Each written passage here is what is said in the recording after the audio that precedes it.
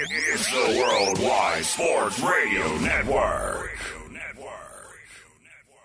From roommates to co-hosts, this is the BS Sports Show with Brendan Azoff and Stefan Rosner. Your go-to destination for New York hockey and NHL news. And now it's time to drop the puck. Here are your hosts, Brendan Azoff and Stefan Rosner. Welcome to the BS Sports Show, everybody. I'm Brendan Azoff. With me, as always, is Stefan Rosner. And today's show is going to be interesting because we pre-recorded an interview for the first time in a long time. It was a great interview, 40 minutes long, got a lot of topics going. And I know that it started off with the heated talk about the Islanders retro jerseys, which we're going to kick things off with. But you have some strong opinions about it as well. But Stefan, how you doing first and foremost?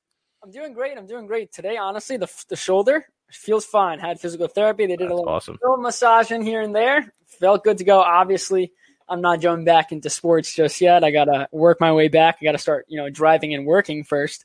But all in all, it's been good. I mean, that's great to hear because I know you've been struggling with that. Physical therapy works wonders. When I did that for my knee, man, it's amazing how like 2 or 3 sessions, all of a sudden your body starts to rejuvenate a little bit quicker. But let's kick things off, right? The Islanders were one of the many teams that released a retro jersey, yet theirs seemed, along with Detroit, which we'll get into later, to be one of the more lackluster releases out of the bunch. Yeah, so I think Spin Chicklets said it best. When you forget to do your homework assignment and you do it last second. That's what this Islanders reverse retro is. They took pretty much their color, their home jersey. They made it a shad bit darker blue. Shad bit darker. There it is for everyone looking. They changed the stripes around at the bottom, and that's it. So then you have half the fan base going absolutely nuts. They didn't use the fisherman, which if you think that at this point, you're by your. I mean, I can't support the fisherman. I never have, never will. But at the same time, it would have been different. And I think the biggest thing for Islander fans is the fact that they have no secondary logo. There's just no secondary logo. You have the Islanders' main logo, and that's it. Other teams, they have that secondary logo that they put on their alternate jerseys, and you just don't see that for the Islanders. They had tried the fisherman. It failed miserably. They wore it for 2 years. Those 2 years, they were in dead last in what was the Atlantic Division at the time. Dead last in both years. So you can't bring that back. It was a bad time for the organization. So what this does is it pays homage to the 1980 team, obviously.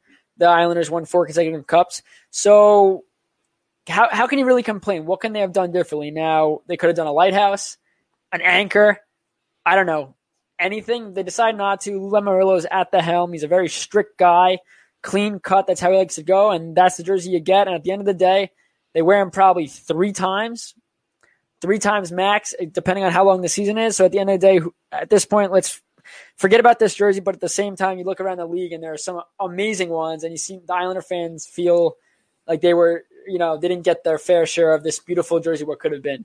Yeah, I mean, when you look at it, you say they're going to wear them 3 times, but if they were nicer, they'd probably wear them more. And I think that the thing that Islanders fans are upset about is their jerseys have always been very, not bland, but very straight up. Like, there's nothing out of the ordinary. Like, we saw the Ducks one that got released, so cartoonish. I don't necessarily know if I'm a fan of it, but it's a new vibe, right? So you're looking at the Islanders and going, how could they make their jersey, if they're doing it to this year, pop?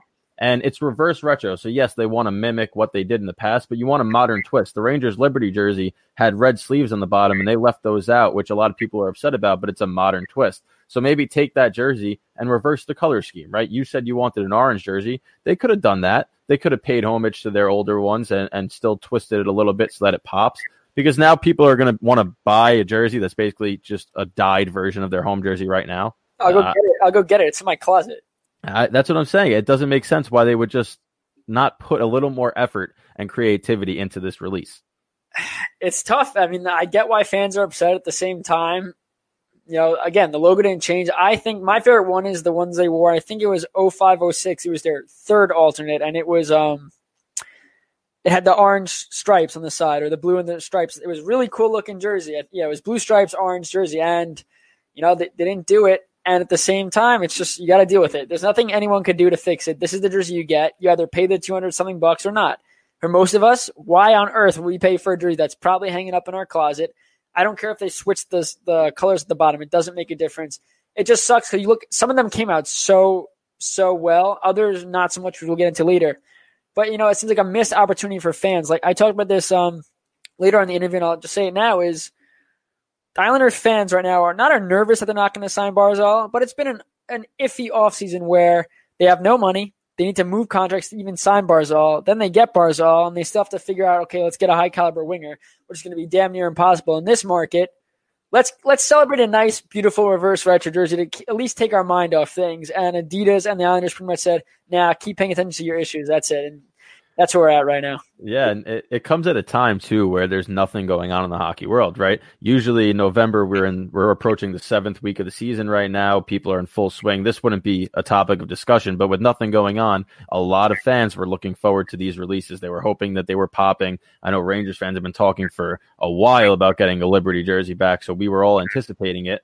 And it would have been nice for the Islanders fan base to have something to go, okay, I'm looking forward to seeing this on the ice next year. But instead, they kind of transitioned that to, all right, well, we got more of the old, and it's a little ridiculous at this point. Hopefully the product's good on the ice. So instead of that excitement and how it's, okay, you're still focused on the problems that are at hand instead of a brief break from that and a little bit of a separation from the anxiety with excitement. I mean, it's 2020, so. That's true, too.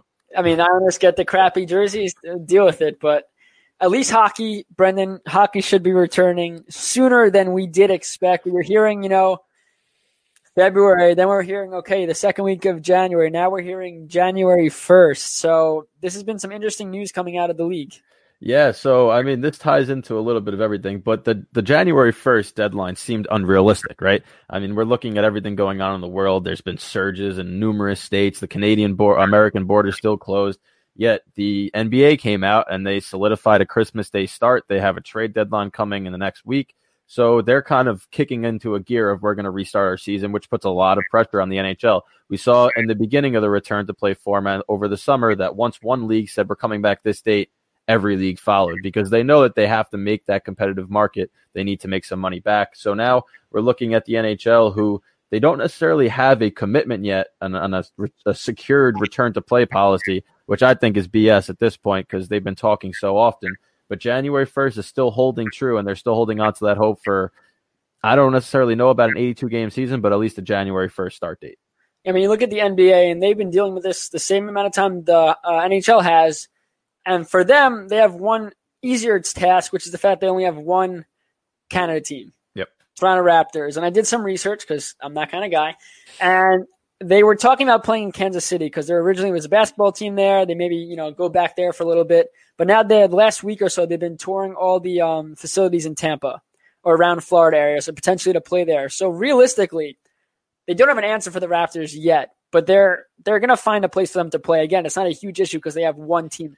If they have to bounce around different arenas, it's not like concerts are going on. Yep. They have those arenas. And right now with the NHL not scheduled and anything yet, they could use the NHL arenas too. So it'll be very interesting to see what the NBA does. But like you said, the NBA has a plan. They're starting at this date. It has been agreed upon. So at the same time, they might have some question marks, but it's an agreed upon date. I think the NHL has to say, listen, we are starting January 1st. Commit to that, then work around it. Obviously, the easiest thing to do is have a Canadian division. That seems to be the easiest. Obviously, you have teams all across Canada, which implies traveling and whatnot. But again, you're not leaving the country, and the biggest problem is entering the country. So if you avoid that completely, which you're going to have to, because nobody can enter from the United States, the teams can't, you're set. So I think if they commit to a January 1st start, all Canada division, go from there. But right now, having the question marks in the air is not making fans feel happy about, okay, this is actually going to happen. Yeah, I agree with that. And I think that if fans are not going to be allowed into these home arenas, which to me is a little ridiculous, I know football is outside, baseball is outside, but if you can get these guys with masks sitting, every 4 or 5 seats apart, every other row, I don't see a reason why you can't have some fans, at least in attendance, especially if a vaccine winds up coming out. But if there's no fans allowed, right, then the geographic realignment seems like the next best thing, because not only do you prevent the problems that would arise with travel, but you're making all these rivalries so prevalent. So now if me and you, who are Rangers and Islanders fans, are sitting at home not allowed to go to the games, the next best thing is our two favorite teams are going to be playing against each other now 8 times, and we're going to be amped up for every single one of those meetings. So I think that if fans are not allowed, the money that they're going to have to make is going to have to come from marketing and TV rights and all those types of things. The best way to get your viewership through the roof is to increase the games that people want to tune into, which of course are the rivalry games. Yeah, I completely agree. I mean, I can't wait. If that's the case and the Islanders and Rangers play 8 times, I'm probably going to lose a lot of money, probably, depending on how it goes. But at the same time, you look at it and, Boston would be in the Metro. Yeah. For the Islanders over the last 2 years, they are 1-5 against the Bruins. I mean, the Bruins are one of the best teams in the league. Clearly, they won the Presidents this year. They didn't do so well because Tuukka Rask decided to stay home for good reasons. But you look at how it works, and I think it makes the Metro division harder. You look around the different divisions and see, okay, who's moving here, who's moving there. It seemed like the Metro, they could have made the Metro a little easier, and instead they ramped it up and made it probably the hardest it's ever been.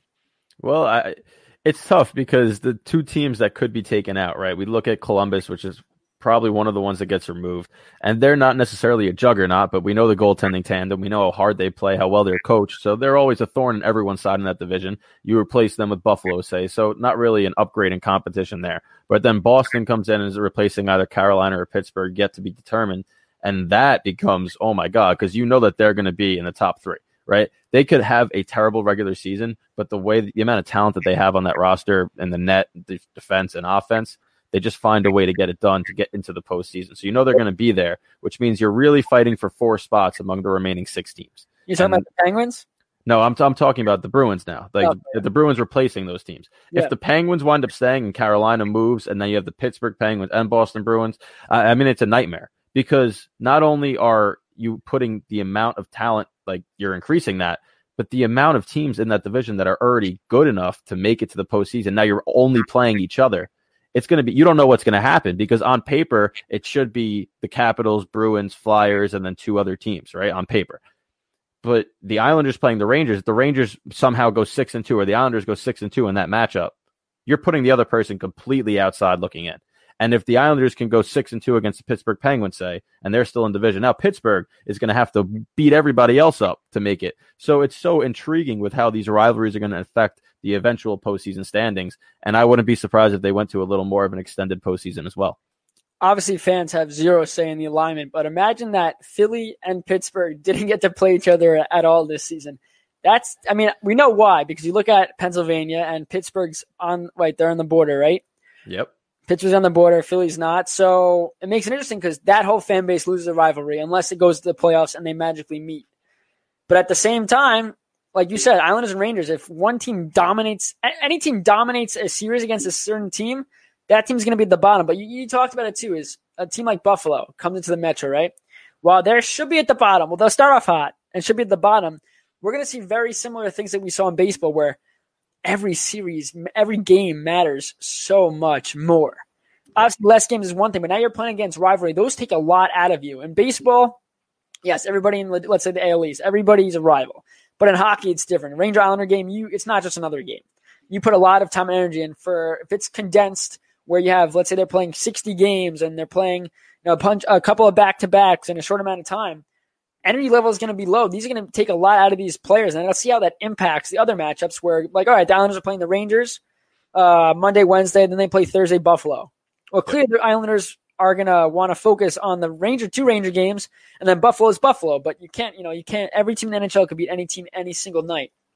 So Buffalo is going to be interesting to see because, again, you're going to have to start off hot. If you start off slow, Pittsburgh's one of those teams that starts off slow and then towards the end of the season turns it up and gets in there. They find a way every time. If that happens this year and teams struggle out of the gate significantly, it's going to take a lot and then some to get into this playoff. Yeah, say it's a 60-game season. Let's go with the whole numbers because whole numbers to me are so much better than those numbers that make you want to do decimal points and all that type of stuff. But if it's 60 games and there's 8 teams in your division, that means you have 7 games, right? Like you're playing each opponent, the other 7 opponents, 8 times, right? That gets to 56, if my math is correct. And then you play, there's 4 teams you're going to be playing 9 times, which is crazy. So now, not only is it rivalry games that you're playing either 8 or 9 times against that opponent, that toll that it takes, because unlike baseball, like you said, baseball rivalries are great. The Yankees-Red Sox rivalry is phenomenal. Pitchers are throwing at batters, blah, blah, blah. But 9 times against a rival in hockey means that's 9 times you're going to go into a corner and get absolutely popped. That's 9 times going up the zone. Somebody's going to have a body on you, and you're going to have to do it. That's 9 times where you're diving to block every single shot and getting those welts on your legs and those types of pains that you usually get over 82 games sporadically. You're now doing every single game that you play. And that's going to take a toll on every single team. So I think that whoever comes out on top this year, if they wind up going with this format where you're playing these rivals like that, that might be the hardest championship to win, because you're not used to playing the Rangers play the Islanders 4 times last year. Now you're going to double that against every single one of their rivals. That's absurd. Well, I'll tell you right now, it's going to be very exciting. I hope it happens. At the same time, I wish they wouldn't do realignments, just because, I like how it is already now. I like the way they set it up. I think you might see an expanded playoffs again if you do the realignment, just because I don't know how they want to do it. Again, though, the most important thing, though, is pick a date you're starting. Say you're starting January 1st and work around everything you have to work around. Yeah, I agree. But let's move on to some Florida Panthers news, shall we? The Florida Panthers named Brett Peterson assistant GM, and he becomes the first black assistant GM in the NHL. It's truly an honor, but this is not something that the Florida Panthers just did out of the kindness of their heart. This is a man that truly deserves this role. Yeah, this is a guy that played for BC. He graduated in 2004. He won a championship in 2001 against North Dakota. He's a defenseman. Once he retired from professional hockey in 2009, he joined the Acme Group. It's a sport agency owned by Bill Zito, the newly appointed general manager of the Florida Panthers. So there's a connection there. This guy is highly qualified for this position, and he makes history. And this is not the first time we're seeing Florida make history. The Miami Marlins. Brendan, what did the Miami Marlins do this week? They hired Kim Ng, which the first female GM in baseball and all sports. And I think it's awesome, right? You're seeing the diversity start to increase throughout these leagues. And it's not people that are just getting hired because of their gender or ethnicity or race. They're qualified people. And now we're starting to give them all opportunities. And I think that what people don't want to see somebody hire somebody who's a female just for the sake of hiring them because they are a female and it looks good for their organization. They want to see somebody who's qualified to get hired and deserves that role get hired, which is the case with both of these people here. And I fully expect them to be great at their jobs. For Bill Peterson, obviously he's familiar with Bill Zito, right? So they're for Brett Peterson, excuse me. He's familiar with Bill Zito, and they're going to have a chemistry together, which should help the Florida Panthers in the long run. And that's a team that has talent every year and somehow falls just a little bit short. So maybe these two can create a new dynamic duo and get them to that next level. Completely agree. Congratulations to Brett Peterson. So we'll move on quickly, though. There is some woman named Noelle Needham who is making strides to become the first female general manager in NHL history. She was a top American recruit at the age of 15, but she dealt with injuries like most people. She tore her ACL, MCL, PCL, dislocated her kneecap. The last time I remember hearing someone do that was Dustin Keller on the Jets. Oh, yeah. That was nasty. That all happens at once, too. So she has been the assistant GM with the Chicago Steel, the USHL team. And her general manager pretty much said he doesn't think, that there's no limit for what she can do. He solely believes that she can become the first general manager in NHL history. Unfortunately, right now, there are no jobs opened, but she's definitely inclined to do so, and I wouldn't be shocked if she does get that chance when a spot opens up. Well, this is exactly what we were just talking about. She's qualified, right? Obviously, her bosses have seen what she can do. She continues to rise, and she's familiar with the game she played. And I think that if there is an opening, I wouldn't be surprised now with the push for, some diversity in the league that we see her get an opportunity. And if she has a good interview, why shouldn't she get the job, right? Obviously, when you go into these interview processes, you got to lay out what your plan is, how you plan on getting these guys to the next level, the draft situation. For a GM role, there's a ton of stuff that goes into it. So it's not easy to get. And we see how many guys wind up interviewing for these jobs. Only one person's going to get it. There's only 31, going to be 32 GMs in the league. So it's a very hard role to get, but I would expect her to start getting interviews soon. Yeah, and then Brendan, on to you. Henrik Lundqvist made some comments. Oh, and how happy are you right now? First, I'm ecstatic. Say the comment and then go into how you feel as a Ranger fan. All right, so the comment, which was courtesy of Forever Blue Shirts, they translated an article by Johan Relander of the Gotsberg-Posten and from Sweden. So it was in Sweden, and this site does a great job with their translations and articles. If you're a Rangers fan, be sure to check them out. But he said, "But I'll be a part of the Rangers for the rest of my life in one way or another. Both I and the Rangers have been clear about that. That's how it will be." And in essence, when he's done and he hangs up those skates, there will be an opening for him, whether it's player development, goaltending coach, however they see fit, which I love, because I was saying as soon as he was dealt or let go of, I should say, this guy has to come back, right? I don't care if he wins a ring somewhere else. I really hope he does. But if he comes back and is a coach and the Rangers win a Stanley Cup while he's a coach and he gets on that float, not even as a player, but gets to lift that cup in front of all the people that are Rangers fans in the streets of NYC, it's going to mean the same no matter what, whether he was in goal or he was a coach. And I would be ecstatic if he came back. And Benoit Allaire is a phenomenal goaltending coach. If you could add Lundqvist's intuition and wisdom to that group and have a little bit of a dynamic duo before Benoit Allaire winds up going, these goalies are going to start to develop, especially with the talent they have right now in Shesterkin and Georgiev. I'm going to make a bold statement here. And just because of Lundqvist's style of play, I think he would be definitely a help coaching, whatever the case may be. But also I think in upper management, just for the factor that he plays a very unique style of goaltending that I don't know if many people want to be teaching goalies nowadays. Yep. He played a way that suited him, back in his crease, relying on rebound controls. Obviously, that took a toll on his career. I'm not saying that he would have played more if he didn't have to do that, but at the same time, making those crazy saves he had to make, all that kind of stuff didn't help with the Rangers defense in front of him. But do you think that maybe that's why they might not have him as a goaltender coach and go into upper management? Oh, 100%. And first of all, his workout ethic, everyone talks about. Every backup that's ever played with him say they're driven to work harder because of what he does. So it might not be goalie coach. It might be player development, teaching these younger guys how to get there. But you think somebody like Lundqvist may know what he wants in front of him on a defensive scheme because of how many shots he was forced to save and face year in and year out for these guys. So he might move towards that front office and look at these guys and say, okay, we got these two guys on defense I want to keep. These two can be expendable, and we got to bring in this person, because somebody that's been around the league, seen the trends, seen it from a goaltender perspective, which is such a unique perspective, he might know a thing or two about what he wants on a defensive system. And this is where I think Martin Brodeur and the Devils really messed up. Brodeur was traded to the Blues. He wanted a chance to, win again and play. It did not go well there. He retires and goes into management with them. He has not been – I've not heard anything about him going back to the Devils to be a goalie coach, all that kind of stuff. And when he was dealt to St. Louis, I said, you know what? He should have just retired. He should have retired, joined the Devils, and done exactly what Lundqvist is saying right now. Obviously, Lundqvist has a little more left. He's not as old as Brodeur is, I don't think. So this is an awesome thing to see do, especially even as an Islander fan, is because you value loyalty. Yep. And I don't – in other sports, that loyalty is not there. In hockey – it truly is, and I think a guy like Lundqvist, to make that comment now, when he's going to another team, a division rival in the Capitals, someone that's played the Rangers numerous times, and they've had that rivalry in the playoffs, all that, to say, yeah, I'm going to play this year with the Capitals, and obviously we'll see where it goes, but at one point or another, I'm going to be back with the Rangers, and I think that is such an exciting thing for not just Ranger fans, but hockey in general. Yeah, it really is. And Brodeur is with the Devils now. He's in there. He's like an executive VP of their operations. I saw him at the draft making those selections. So he's in their front office, which we just talked about might be where Lundqvist winds up going up, but he's not a goalie coach there. So it's interesting to see that these goaltenders, they're smart. Right. Some of them are a little loopy, like yourself, where they have some weird things they do pregame and they sit alone and look in their pads, and it's a tough position. But at the end of the day, they know the game, they know tendencies, and that's how you can pick better players and why they might be suited for front office positions.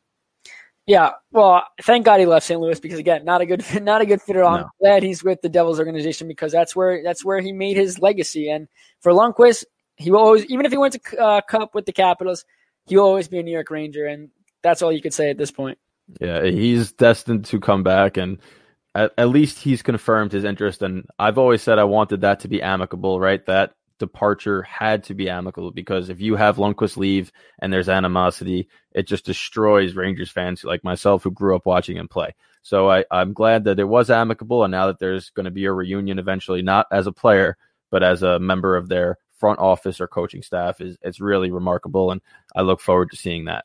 Stay with us after this commercial break. We're going to talk about the retro jerseys and what's happened this day in hockey history. You don't want to miss that, and don't go anywhere.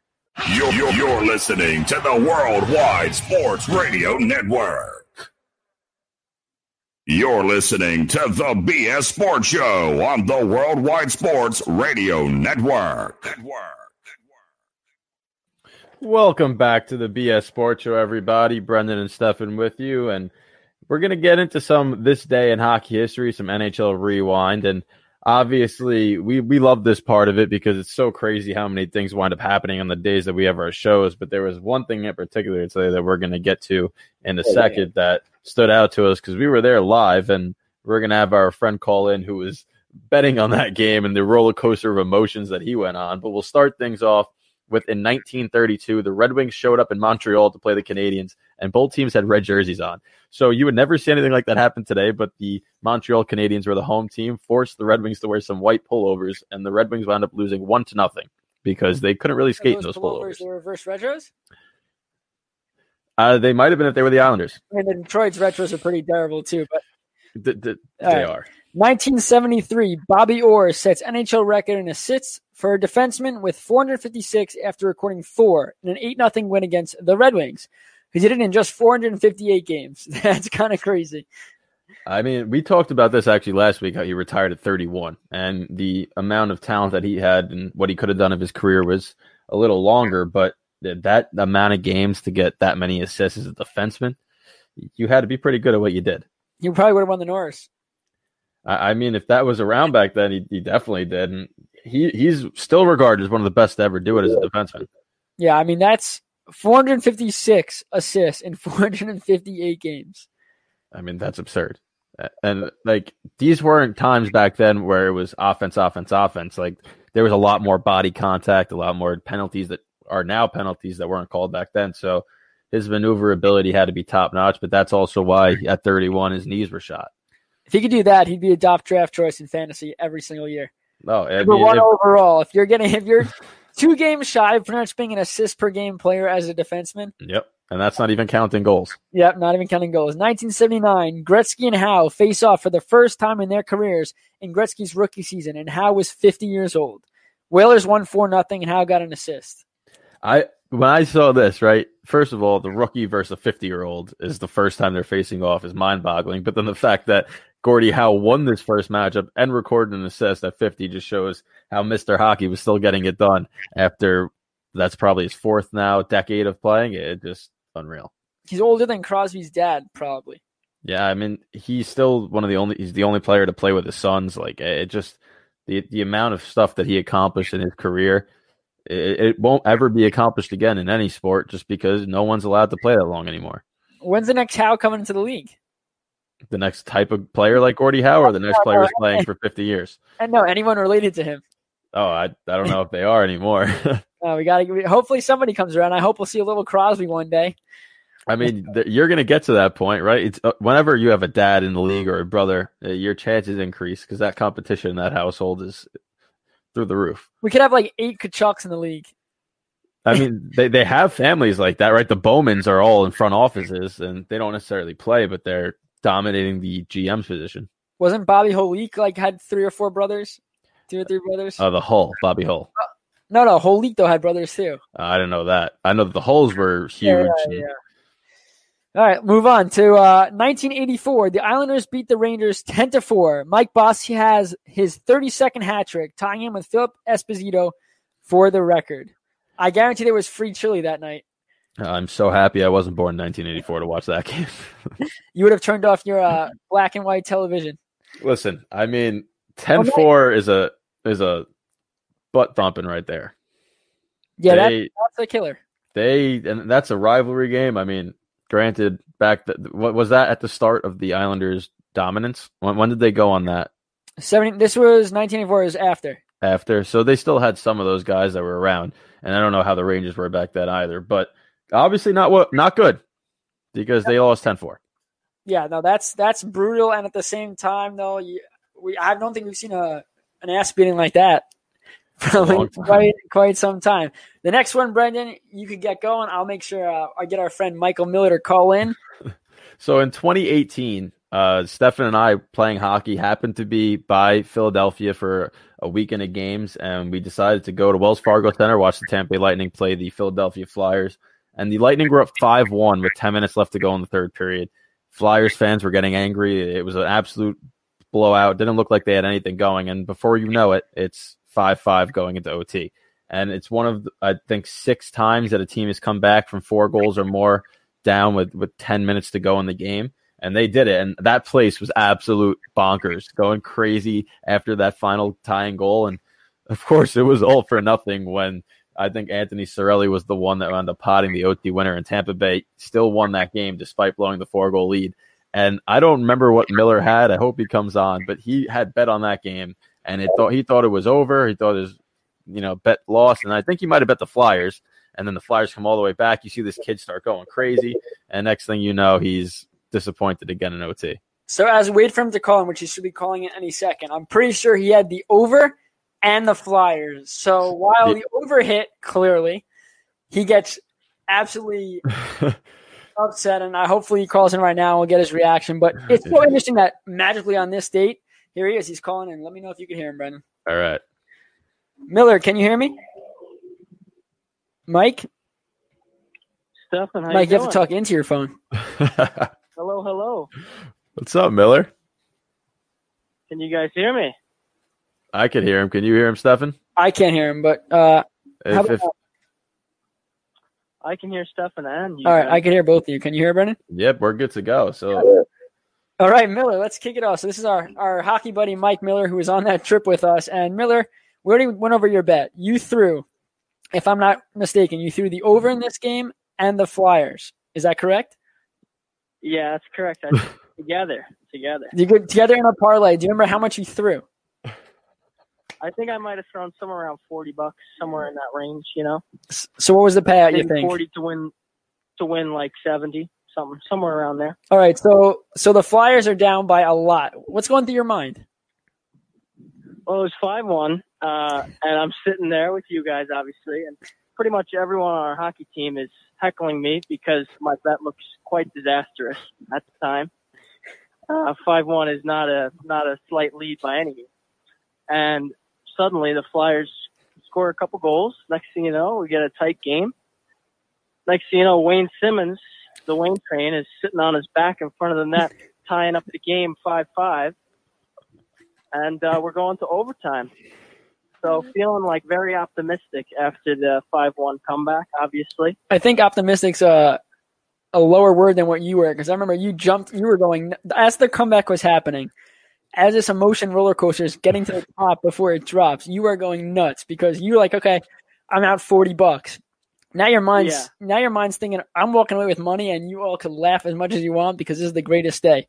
And then overtime happens. Yeah, overtime happens. Of course, the Lightning come down on a 2-on-1. And I believe it was Cirelli who buried the overtime winner. Yep. And, my money right out the door. I was actually sitting next to Miller, and when that goal went in, and he wasn't even pissed off. I think he was just, wow, that just happened. But he was like a diehard Flyers fan for that third period, jumping up and down every time somebody scored. I remember Gritty was walking up and down the aisles. That was Gritty's first year there. So good season. Yeah, I was very excited for every goal just because we were at the game. And obviously now, you can't go to any games. So yep. Just it was so nice to be at the game and enjoy the moments and almost win money. But obviously not the case, unfortunately. All right, on a scale of 1 to 10, how good were the Philly cheesesteaks that you had? You had 2 of them that day, right?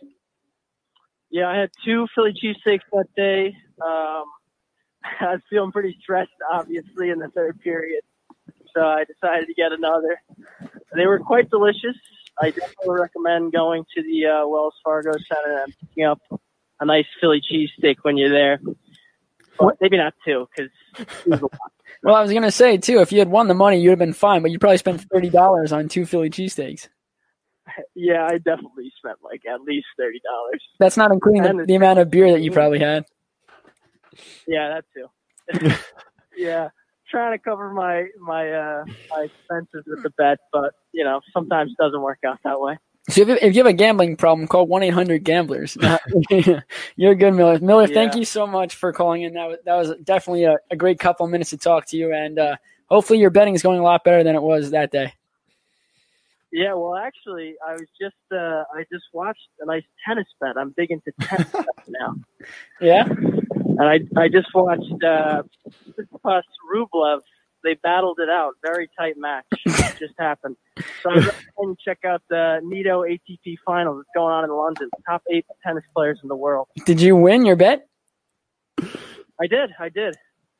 Well, congratulations, man. I'll take your word for that being a good match. Well, here you heard it here. Bet on some ATP tennis. Miller, thank you so much for joining us, and we'll talk to you soon. All right. Good luck on the rest of the show, boys. Peace out. See ya. Oh, what a great kid.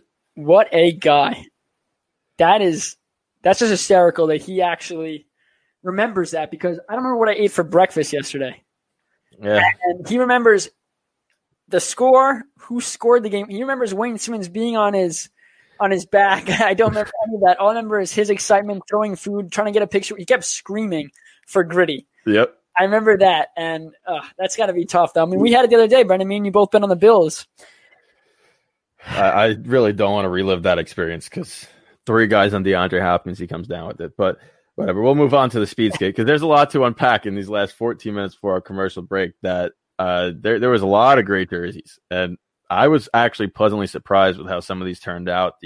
How some teams decided to really pay homage to their older teams that weren't necessarily under the same name, aka the Avalanche, the Nordiques. But there was also some bad ones, as we touched on already, with the Islanders and Red Wings. And let's get into it. So, Stefan, I'm going to toss it to you. We're going to start with your top 5 retro jerseys that were released yesterday. Yep. So let's look at this list, shall we? We'll start from 5 to 1. So Capitals jersey, to me, again, I'm a big red guy. It just looks so clean. That's their old logo in the middle, which is awesome. That's the old font, too. I remember Ovechkin, when he scored that crazy goal on his Yep. He was wearing that font jersey, Love they did, red, white, and blue. You can't go wrong with America's colors. Number 4, Oilers. This is what I wanted the Islanders to do. Take a white jersey. It's not, well, they're away now. So, no.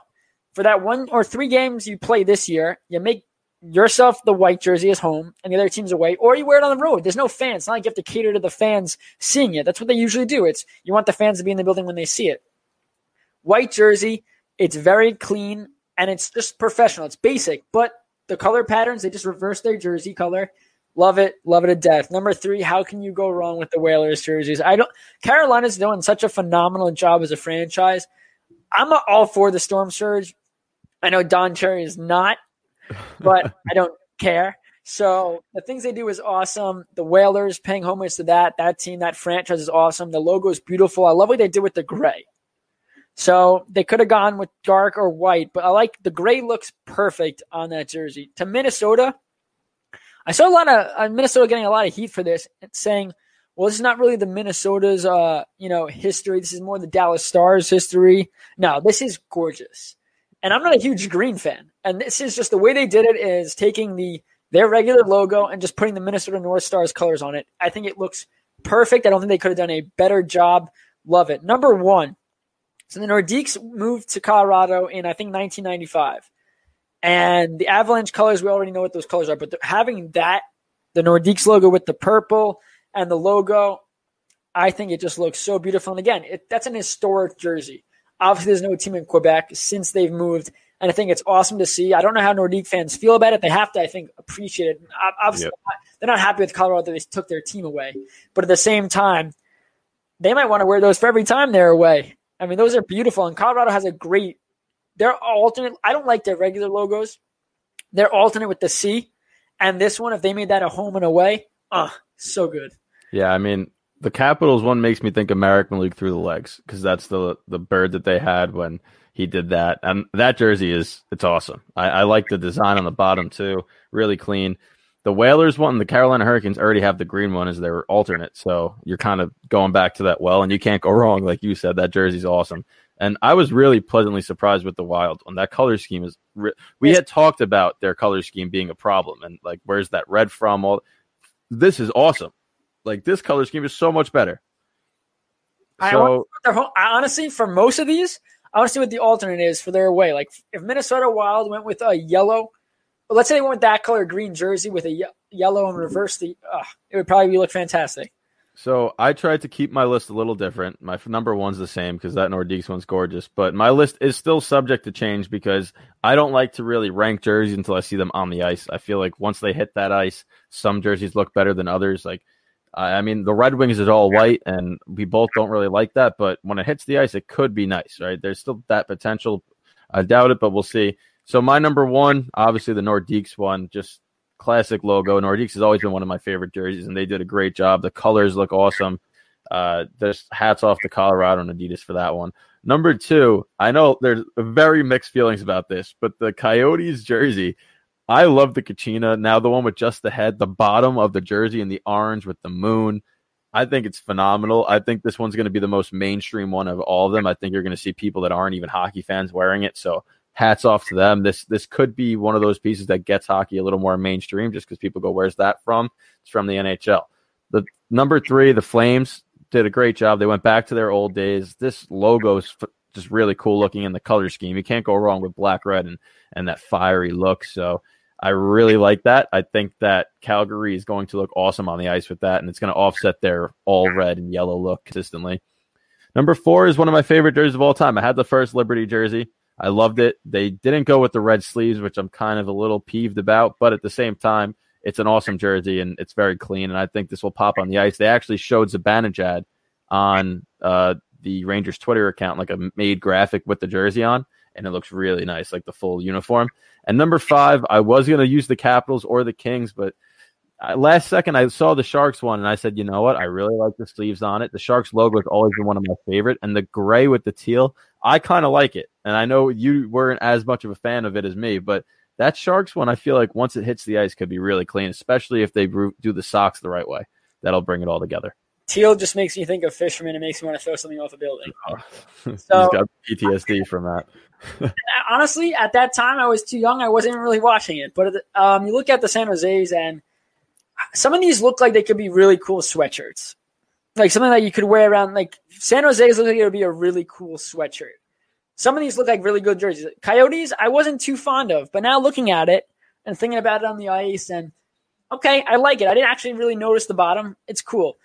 The Flames one, there's one thing about the Flames one I'll get into is that's the same Vancouver Canucks color and stripe at the bottom when the Canucks use old jersey. So at first glance, I was like, oh, the Canucks doing something weird here. It's the Flames. Obviously, I got that from the flame coming out of the nose, but it's still cool. If Vancouver had went with a similar thing, if they went with that color scheme, it would have been a little confusing. Maybe they've talked about it, which I would hope Adidas would have talked about it. And the Rangers, you guys wanted that Liberty. You got it. I think it would have been cooler with the red, where the red ends on the stripe and continue going down. Yep. But at the same time, your fan base got what they wanted, so some fan bases didn't.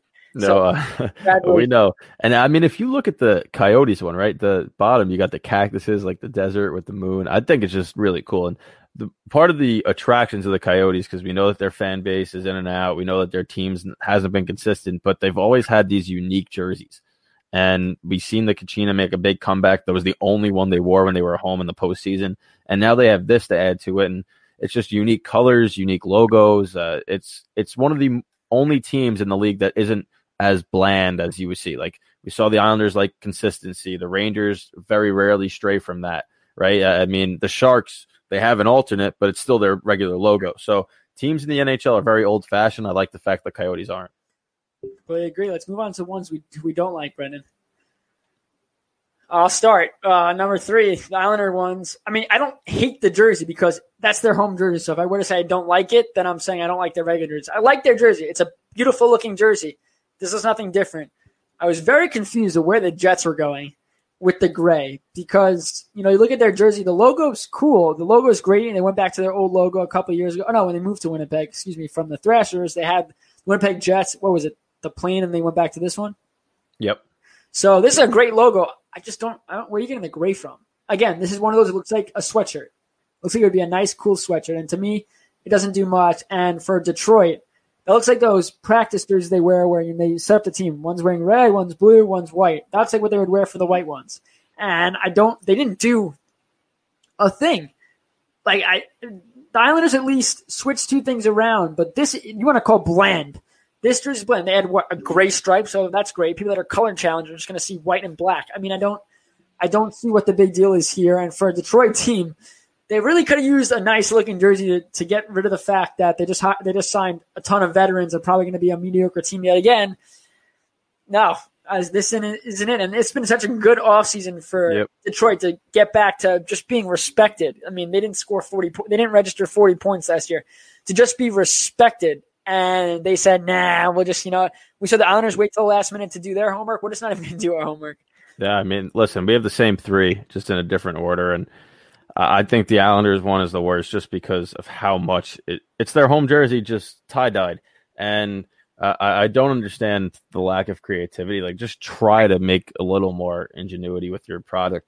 The Red Wings, I agree, it's very bland. And their Winter Classic one a couple of years ago was the same exact jersey, but it had red and white on the bottom. And I don't know if it was talked about that they didn't want that to be the same type of jersey, but I would have rather them just reprinted the Winter Classic one than have a gray stripe. Like, there's no gray in their logo. Whatever, it's a real hit. And then the Winnipeg Jets, I feel like they had so many other options that they could have gone to. I put up their blue alternate, which they used for the Heritage Classic, the one that I really liked with the blue, red, and white, and it had the Jets, like kind of like that. But where'd the gray come from? That's exactly what I said. Like, to me, their logo's blue, red, and white, no gray. And I understand some teams wanted to offset it, but go with what looks nice. Like, everyone loves those blue and red and white Heritage Classic ones. Why not just use those as your alternate? Because you already have the Jets and script alternate. This would be your fourth jersey. What about Detroit's? Are you talking about the jersey when they had the D on it? No. So they had this exact jersey, Detroit, and it was a red and white stripe on the arm and down the bottom, and it was nicer because the red and white it complements each other and it pops on the ice. The gray, I have no idea where it's from. So you could say for the Red Wings, similar to the Islanders, is their logo has never changed. They've never had a secondary. They had the D for Winter Classic, which is by far one of the better Winter Classic jerseys I've ever seen. Those are phenomenal. But I love them. If they're doing the reverse retro, they're not using that logo because it was never used in their franchise history.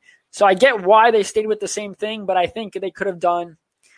I'm trying to think of what they could have done with the colors they have. They already have a red jersey, which is home. Maybe a black one with that being white. What if that was white on the? I don't know.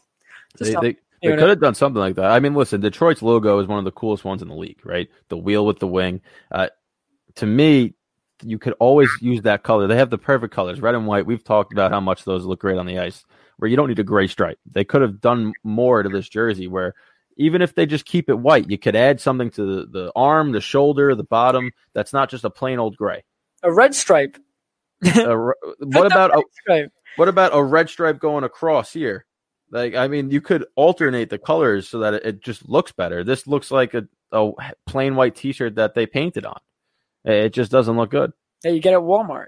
Exactly. It's just not one that you want to see a team release, especially one that's an original six franchise.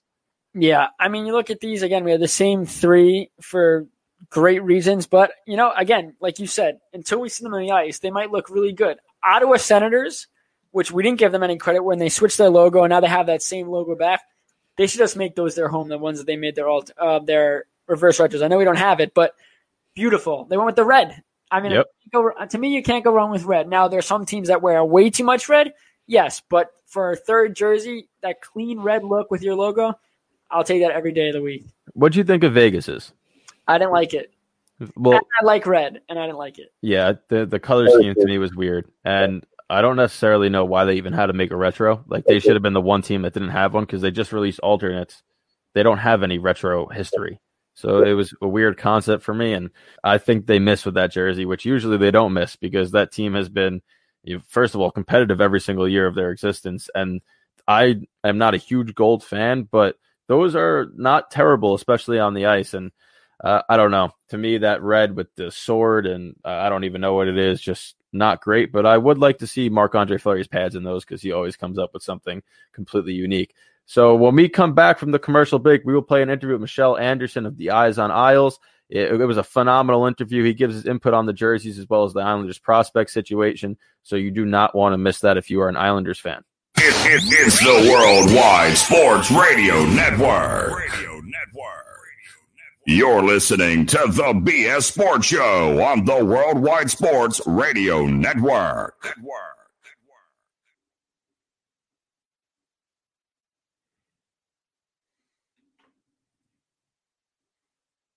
Chirping With segment. This time we have an interview with Michel Anderson, who is a New York Islanders blogger for Eyes on Isles. Welcome to the show, Michel. Thanks for having me, boys. I look forward to this chat. Been listening for a bit, so being on is kind of cool. Awesome. Glad to hear that. So before we get to the questions we have for you today, the first one has to be about the reverse retros the Islanders just released with Adidas. It's gotten its fair share of backlash. How do you take them? Sorry, I just woke up. Did you talk about the reverse retro? Because they immediately put me to sleep. The Islanders reverse retro is so boring. Oh my God. Hey guys, guess what? We made it darker blue. Huh? Come on, man. Like, I get that the Islanders as an organization are apprehensive to significant change when it comes to the jersey. Man, I can't pronounce the word. Because of the whole fisherman thing. I get that. But at a certain point, we're talking about a fourth jersey that they might wear 3 times over a regular season, which might not even be the case this year. We might even see 50 games. Like, how they might wear it once, and we can't have like a fisherman. And if not, fine. What about an anchor? What about a lighthouse? And anything, different colors. Even look at what the Kings did. They took the 90s logo with the 70s colors. Cool. That's awesome. Meanwhile, we went with a darker blue, guys, because we're trying to pay homage to the dynasty. Cool. You do that all the time. I think personally they could have gone with their away jerseys and done something with the white, because first off, back then white was the home color. So I think they could have done something with that, and just like a color rush jersey like we see in the NFL, something like that where it's different. I do not agree with you with the fisherman because I just can't stand it. I think it makes me want to throw up on the site, but at the same time, though, you're completely right. They made it a darker blue, and they reversed the orange and white at the bottom. And you look at all the cool ones they created, a lot of them are really cool. The Colorado Avalanche one, I think, is at the top of most of our list with their Nordiques. Yep. That's awesome. The Wild one with the Minnesota North Stars, that's awesome as well. And then you look at the Islanders, and it's like you didn't change a thing, really. And fans are worrying about signing Barzal, clearing cap space. They needed to put a smile on their face, and instead they're crying. Yeah, they didn't do something for the fans. Like the Rangers, Brendan, you're a Rangers fan, right? Correct. Seeing Lady Liberty on the crest, yeah, okay, maybe we weren't the best when we were wearing that, but it's still cool to have. It's the token of the jersey. It's unique, which I was wondering, do the Islanders have a secondary logo? No, not real. That's the thing. The biggest thing is the Islanders logo hasn't changed since they became a team. For other teams, they've had that alternate logo. The Islanders really had the fisherman, the blue and orange one with the stripes on the side, which is my favorite. They could have done a lighthouse thing. That would have been very, very cool. Yeah, they could have gone that way. But they have the NY, right? That they used for I didn't like that, series. I didn't like that at all. That was Which is still kind of they used a portion of the one they already have. So you're all right. You think about the Rangers, right? They've had the same jersey, the same logo, but they have this Liberty alternate, which they can go to. And I think the Islanders need something like that, even if obviously this is a retro one, so they couldn't have made one, but they got to get a little more creative when it comes to maybe having a secondary What they could logo. have done, and it's on my hat, I'll tweet it out later, is why not the island? Why not just have an island going down? Like the Rangers had Rangers going down, have the island, or have something in the middle and do an orange and blue thing with that. Just make not the whole Islanders logo, just make the island as the main logo and do something with that. But they really didn't help out Islander fans. But we'll move on. You are from Ottawa. How does a fan from Ottawa, hockey fan from Ottawa, become a New York Islanders fan? So yeah, I am from Ottawa. I'm not originally from Long Island. I am born and raised in French Canadian Ottawa. I've only been to Long Island 6-7 times. Denny Potvin is from here, and specifically this portion of Ottawa. So Ottawa encompasses a bunch of small little townships, and this one here is called Vanier, which is right outside of downtown. And Denny Potvin and Jean Potvin are from here. We have a mural on our main street, which is actually called Montreal Road, because if you take it all the way straight, it leads you right to downtown Montreal. He's from here, and there's a mural there of him, Denny, and Jean, in not only their Ottawa 67s gear, but in full New York Islanders gear. And so growing up, my grandma lived in Ottawa in my youth. And so whenever we'd walk by Montreal Road, you're like, what the heck is that thing? Right? Because we never got that here. We never really, especially as a young kid, you're not really attuned to what's going on outside of your own little bubble. And seeing that was going, I need to know more about that. And then when Ottawa came about as a hockey team, when I started getting more interested in following the NHL, I was like, I don't really want to be an Ottawa fan. Everyone's going to be an Ottawa fan here. Everyone's either a Montreal fan or a Toronto fan. And so, boom, I went with the Islanders because it was kind of weird. And Danny Potvin's from here. That's a pretty awesome reason. That's probably the best reason you're going to get for not being a fan of a team in Canada. I mean, as a Rangers fan, I'm very familiar with Potvin's name every time they play. Your Potvin sucks. I mean, the guy was so good. Like, if you have a chant this long after you played still going on, that's how you know you're a pretty solid NHL player. You did something right. I love that Rangers fans have that chant. I know it's our player, but that's the sign of a real rivalry. When they chant the player who hasn't played in 30, 40 years, yep. Still even if they're not playing, they chant his name. That's the sign of a real rivalry. It's starting to vanish slowly as the generation, stops going and it's more younger, but you still hear it at least once a game. And I love it. I mean, people go, oh, you get he's in your head. No, it's a rivalry. So we're trying to chirp somebody that used to destroy the Rangers every time he played them. But for the Islanders right now, they're a team with a major cap issue as they try to re-sign Matt Barzal, who's an RFA. Once they clear up some cap space and lock him up, there are a few unrestricted free agents that could be re-signed. Would you rather see a guy like Derek Brassard come back or use somebody from within on the third line, such as a Wahlstrom or Bellows? So they only have $3.905 million to sign, and anyone in their right mind knows that's not going to be enough for Matthew Barzal, even though he's only coming off his ELC.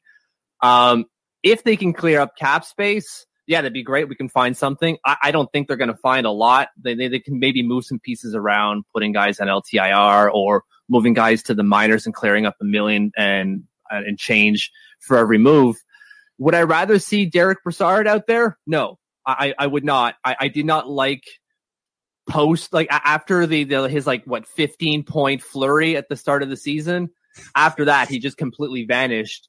And Lou Lamoriello recognized that, right? He brought in Derek Brassard to be Valtteri Filppula 2.0. I'm going to get a guy from the bargain bin of UFA, put him on my third line, and he'll carry that line. Well, it didn't work, and he went, I'm not doing that again. I'm bringing in Jean-Gabriel Pajot, and I'm going to pay a lot to do so. So do I want to see Derek Brassard go back to that role? No, I don't. I would rather see an Oliver Wahlstrom. I don't think we're going to see Kiefer Bellows there. I think it's Oliver Wahlstrom first, although it could very well be Josh Hosang, right, who's on a pretty affordable deal and is looking to prove himself, although there's a whole bunch of background knowledge or background baggage going on there. But I could see the Islanders bringing back Derek Brassard. He's a veteran. He's been in the system, and that's usually enough for them. Yep. Yeah, I mean, I have to say the same. I want to see the young guys play, especially with, Wahlstrom and Bellows and all the hype they get. So you mentioned that you think Wahlstrom's a much better fit right now. What about Wahlstrom's game puts him above Bellows on the depth chart? He's a finisher. He's a clear, clinical finisher. He's a bigger body too. And he doesn't necessarily use it, but he's learning to use it, which is important. And it's not to say that Bellows can't do that. It's just Bellows isn't dominant in one particular area, right? He has a good shot for sure. He has a pretty good shot even. He's just not as clinical as Oliver Wahlstrom is and can be. Wahlstrom still has some things to learn. His defensive game isn't great. But I think that's something that's going to plague Wahlstrom throughout his career. But I just see the ceiling is way higher for Wahlstrom than it is for Bellows, in my opinion. I mean, I do agree with that, especially the way that Wahlstrom has looked so far when he's not been injured overseas. And I mean, Bellows, I remember watching him during that World Juniors tournament when he lit it up, and everyone was like, wow, this kid might be an elite finisher. And you haven't necessarily heard about that when he played in Bridgeport. So I think he might still need some seasoning, which is not a bad thing. Obviously, he's still a young kid and he's got a lot of potential. You've been doing a phenomenal job covering these prospects that are playing overseas. Who is the player that the Isles fans should be paying close attention to right now? And is it Wahlstrom? Well, thank you for that. I appreciate that. It's a COVID kind of thing. So when COVID hit, I'm at home doing daddy daycare. Well, not really daddy daycare. It's daddy school. I have 2 kids under the age of 5.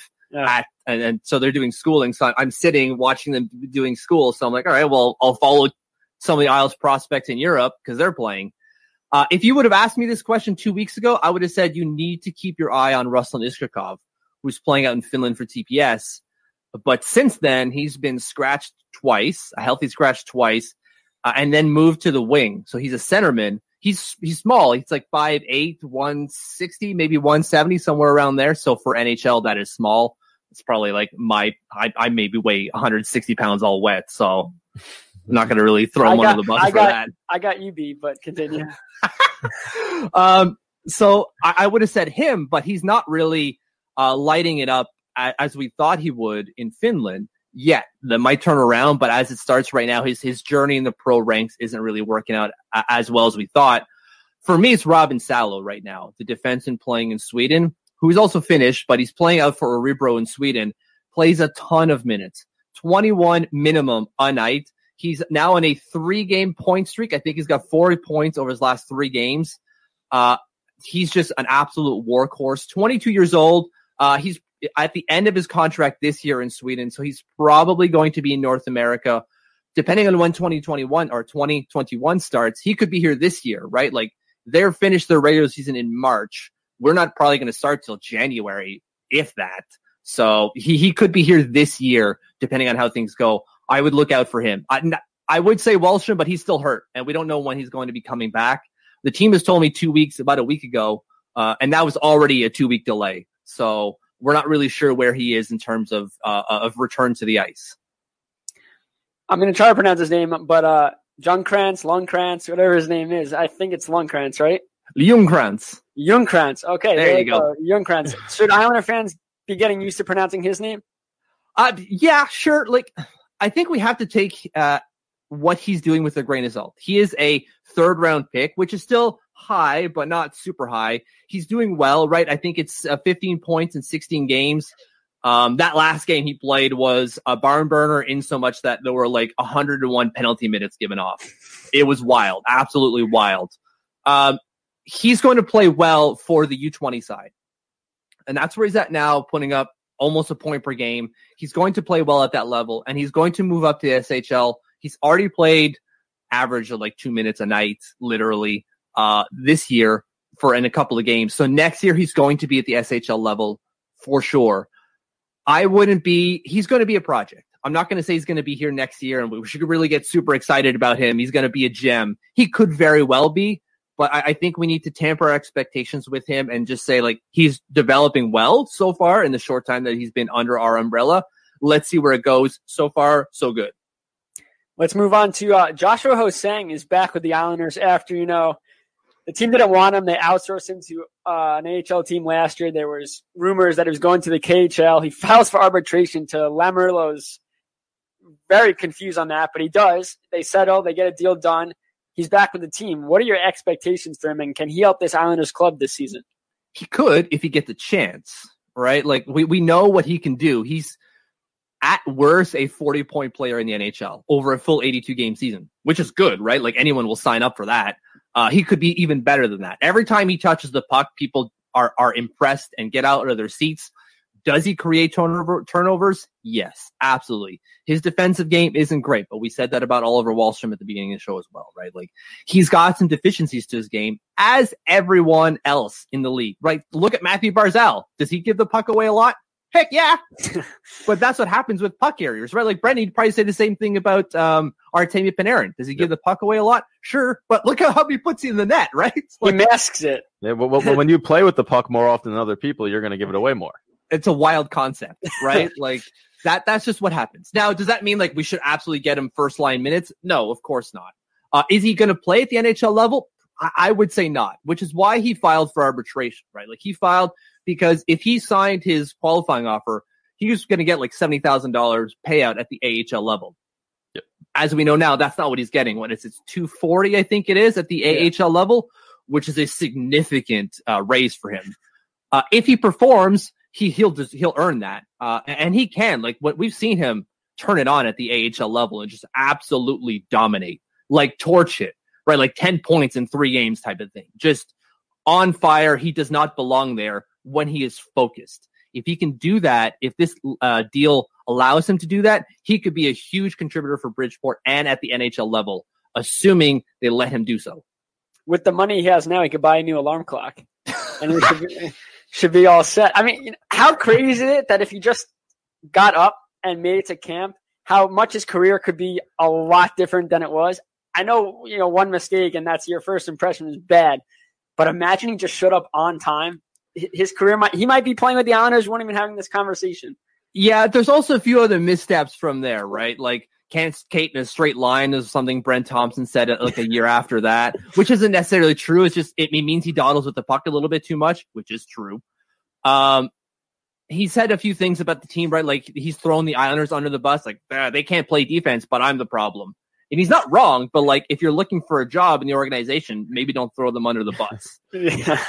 No, I mean it's what you said though was definitely right. When he touches the puck, everybody watches. When he first came up, I remember it was must-watch hockey. He was going to do some crazy thing, and then Barzal came.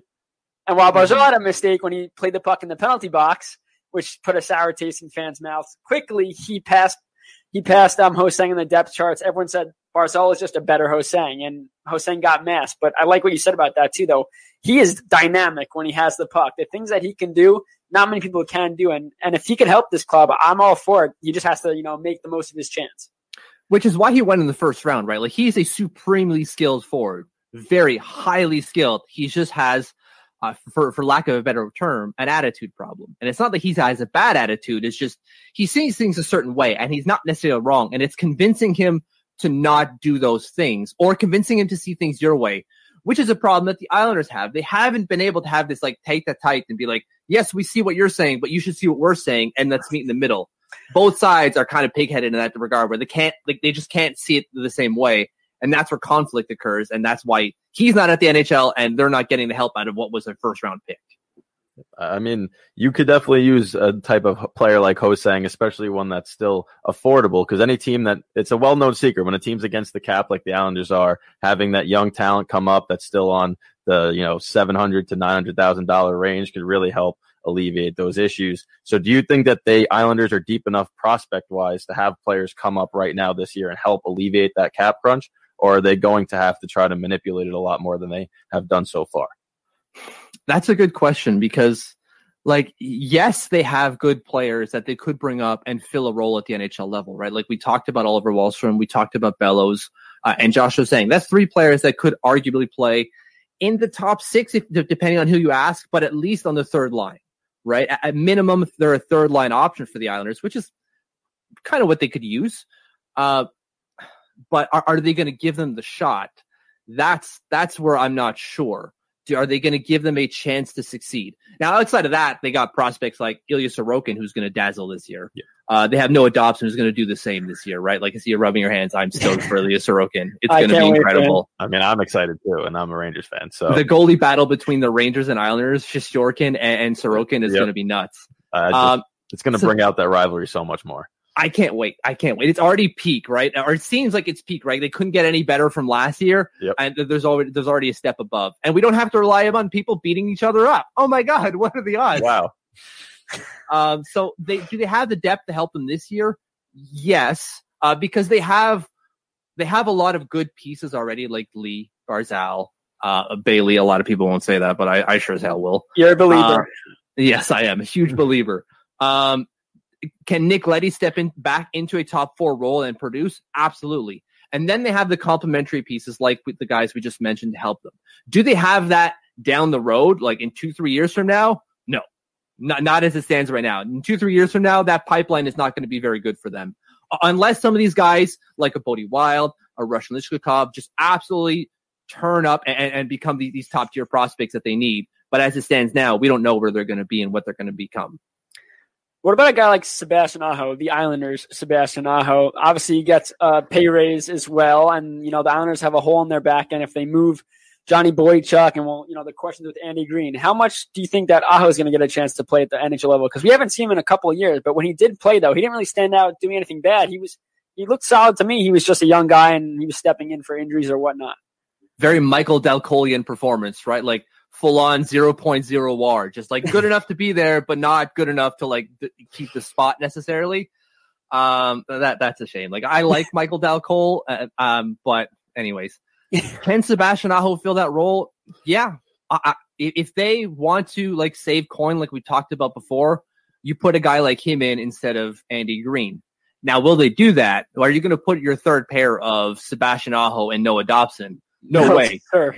Like Barry Trotz will grow hair to pull it out if that happens. Like he's just not going to do that. He's not going to put two guys on the bottom pair. But can you flip around your bottom two pairing on defense and have Aho, Mayfield, Letty, Dobson? All right, now we're getting to somewhere where you're going, all right, that makes sense. You got some veteran presence. You got puck mover, not puck mover, left, right. Like, okay, that seems to work a little bit more. They are going to bring Andy Green back. Like the contract is signed. It's just sitting on Lou's desk. I mentioned on my podcast the other day. It's like there's a paperweight on it, and he just hasn't sent it into NHL office because the guy knows what he's doing. Yeah. He's playing games with everyone else, and they're 2 steps behind.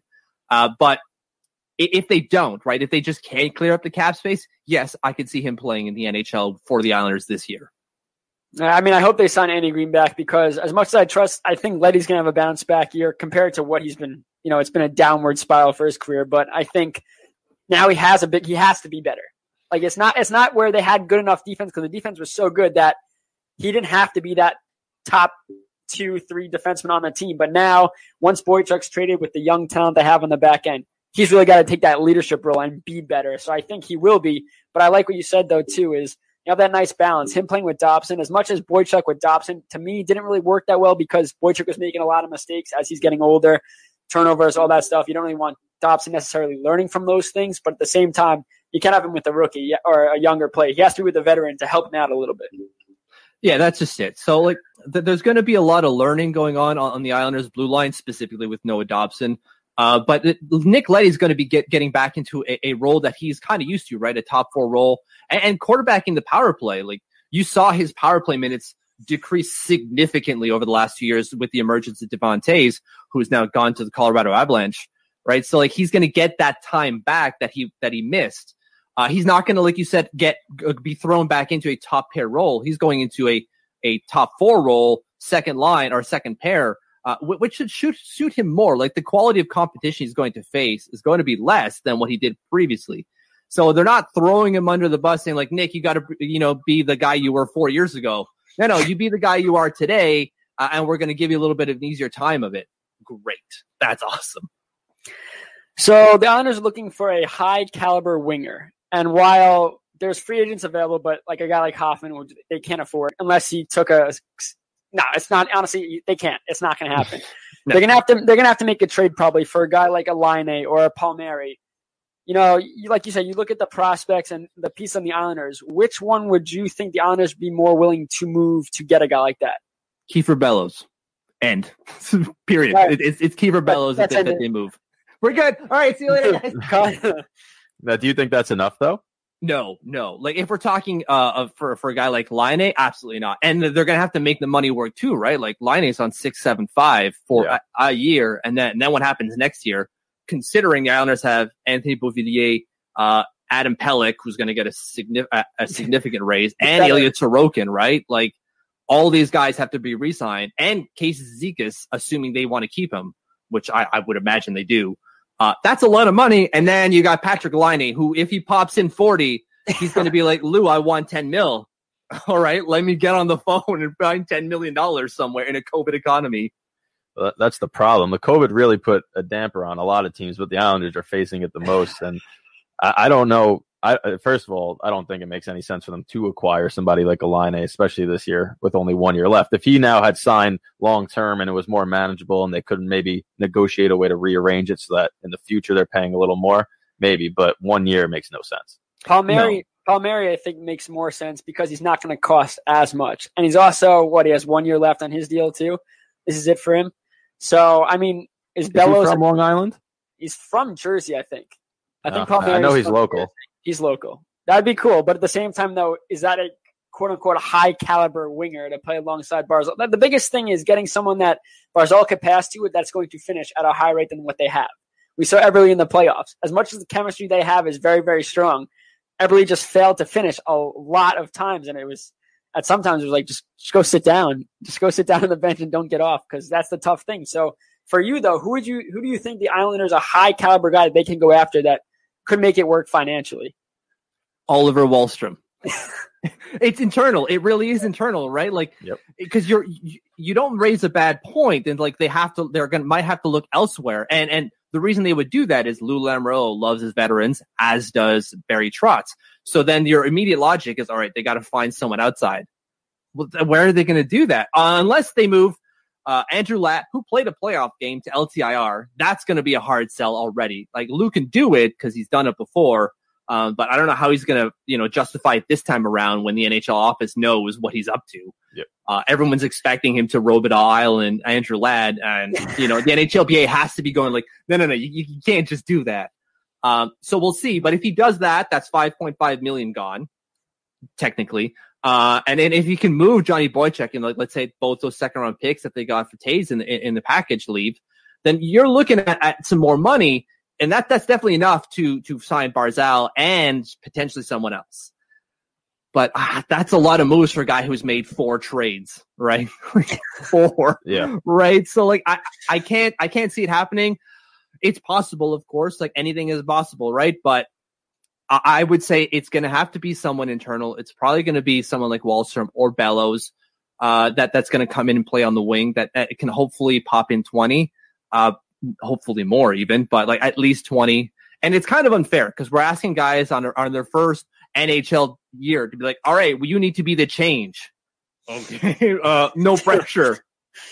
Well, I agree. I think it should be an internal option because, like I said before, that's the easiest way to alleviate cap trouble. But what about a guy like maybe Mikhail Granlund, who's still looking for a contract? He would be a cheaper option. He's played both center and wing. And he's proven that he could score. So the longer he goes without signing, if the Islanders are able to move a Boychuk and have about $1 to $2 million, you could get him on a 1-year deal, and that could bridge to next year. Yeah, absolutely. Like Granlund would be a great third liner. I thought about oh god, now I'm gonna Michael Grabner. Duclair is also a good one as well. I love Grabner. Grabner would be a great power killer for the Islanders who love their power killers, right? Like guys who can just kill it on the penalty kill. So you imagine your penalty kill Jean-Gabriel Pageau, Casey Cizikas, and Michael Grabner. Good luck. Like so many shorthanded breakaways that aren't going to go in. It's not even funny. All of them are playing the blue line, trying to intercept the D to D pass. Yep. That no one's covering the front. Our power play is actually going to be terrible. Dang it. But yeah, Duclair would be a good one. A guy who tried to represent himself, didn't necessarily work on a team flush with cash. Yeah. Right. Like they still have, I think, $20 million to spend, although it is the Ottawa Senators. They could take Boychuk. Yeah, well, they don't want to, but they could. Eugene Melnyk is not going to spend the $5.25 million if he doesn't have to. He didn't want to do it for Duclair. He could, but although there's some debate there, I don't know. Like he's got some lawsuits here in town. Like I think he still has $1 billion lawsuit against him right now. For this whole failed arena thing that they were trying to build in downtown Ottawa that went up in smoke because Eugene Melnyk's an egomaniac. Yep. It's a wild, anyways, development.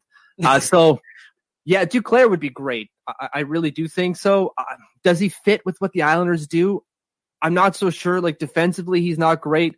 And while we've said that about some of the other guys like Wahlstrom and Bellows, those are prospects, right? Like, those are guys who can maybe learn to get there. You're talking with Duclair, who's 26 years old.